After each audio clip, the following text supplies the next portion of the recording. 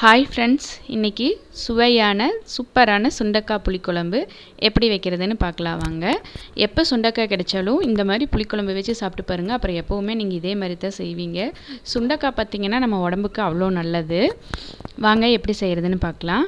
இதுக்கு பார்த்திங்கன்னா எனக்கு இந்தளவுக்கு சுண்டக்காய் கிடைச்சது நான் எடுத்து வச்சுருக்கேன். 25லேருந்து 30 சின்ன வெங்காயம் உரித்து எடுத்துருக்கேன். இது பார்த்திங்கன்னா நம்ம வதக்கி அரைக்கிறதுக்காக. தேங்காய் ஒரு அரை மூடியிலையும் பாதி அளவு தேங்காய். தாளிக்கிறதுக்கு 10 பல் பூண்டு 2ஆக கட் பண்ணி வச்சுருக்கேன். ஒரு 10 சின்ன வெங்காயம், ஒரு கொத்தளவு கருவேப்பிலை, அரை ஸ்பூன் சீரகம், அரை ஸ்பூன் வெந்தயம், 3 தக்காளி, 2 ஸ்பூன் மல்லிப்பொடி, 2 ஸ்பூன் மிளகாப்பொடி, 1/4 ஸ்பூன் அளவு மஞ்சப்பொடி எடுத்திருக்கேன். இப்போ வதக்கிறதுக்காக ஒரு கடாய் அடுப்பில் வச்சுக்கலாம். கடாய் சூடானனையும் 2 ஸ்பூன் அளவு எண்ணெய் ஊற்றிக்கலாம். எண்ணெயும் சூடாயிருச்சு. நம்ம உரித்து வச்சுருக்க வெங்காயத்தை போட்டுடலாம். அது கூடவே 3 தக்காளியை கட் பண்ணி போட்டுடலாம். இப்போ வெங்காயம் தக்காளி நல்லா வதங்கட்டும்.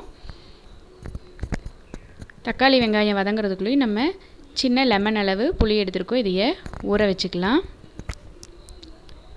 பாருங்கள், தக்காளி வெங்காயம் வதங்கிருச்சு. இது கூடவே நம்ம எடுத்து வச்சுருக்க சீரகத்தையும் போட்டுடலாம். சீரகம் போட்டு வதக்கியில் பார்த்திங்கன்னா குழம்பு நல்லா மணமாகவும் இருக்கும், டேஸ்ட்டாகவும் இருக்கும். அதுக்காக தான் சீரகம் போடுறோம். இப்போ மஞ்சப்பொடி, மல்லிப்பொடி 2 ஸ்பூன் அளவு எடுத்து வச்சுருக்கோம், அதையும் போட்டுக்கலாம். மிளகா பொடியும் 2 ஸ்பூன் அளவு எடுத்து வச்சுருக்கோம். தனி மிளகாய் தூள் தான் எடுத்துருக்கேன், அதையும் போட்டுடலாம்.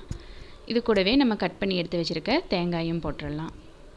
இப்போ இது எல்லாத்தையும் அடுப்பை சிம்மில் வச்சு வதக்கி விட்டுறலாம். 1 நிமிஷம் வதக்குனீங்கன்னா போதும். எல்லாம் நல்லா கலந்து வர அளவுக்கு வதக்கிக்கலாம். இப்போ அடுப்பை ஆஃப் பண்ணிடலாம். பாருங்கள், இந்தளவுக்கு வதக்கிக்கலாம். இதையை ஆற வச்சிடலாம். ஆறட்டும். அது ஆறுறக்குள்ளேயும் நம்ம சுண்டைக்காயை கட் பண்ணிக்கலாம். சுண்டைக்காய் பார்த்திங்கன்னா தட்டி போடுறத விட நம்ம இந்த மாதிரி கட் பண்ணி போட்டால் தான் அதில் இருக்கிற விதைகளும் நம்மளுக்கு அப்படியே இருக்கும். தட்டி போட்டோம்னா விதையெல்லாம் போயிடும். இந்த மாதிரி 2ஆக கட் பண்ணி எடுத்துக்கலாம். நம்ம அது ஆறுறதுக்குள்ளேயும் சுண்டைக்காய் கட் பண்ணால் கரெக்டாக இருக்கும். இல்லைன்னா சுண்டைக்காய் கருத்து போயிடும். பாருங்கள், சுண்டைக்காய் கட் பண்ணி எடுத்தாச்சு. இப்போ ஒரு மண் சட்டி அடுப்பில் வச்சுக்கலாம். 3 ஸ்பூன் அளவு எண்ணெய் ஊற்றிக்கலாம். எண்ணெய் சூடாகட்டும். அதுக்குள்ளேயும் நம்ம வதக்கி வச்சுருக்க மசாலா ஆறிடுச்சு. அதையே அரைச்சி எடுத்துகிட்டு வந்துடலாம். மண் சட்டியில் நம்ம எண்ணெய் ஊற்றிருக்கிறதுனால சூடாகிறதுக்கு எப்படியும் ஒரு 5 நிமிஷம் ஆகும். பாருங்கள், நல்லா நைஸாக அரைச்சி எடுத்துகிட்டு வந்தாச்சு. இப்போ எண்ணெய் சூடாயிருச்சு. நம்ம எடுத்து வச்சுருக்க வெந்தயத்தை போட்டுடலாம்.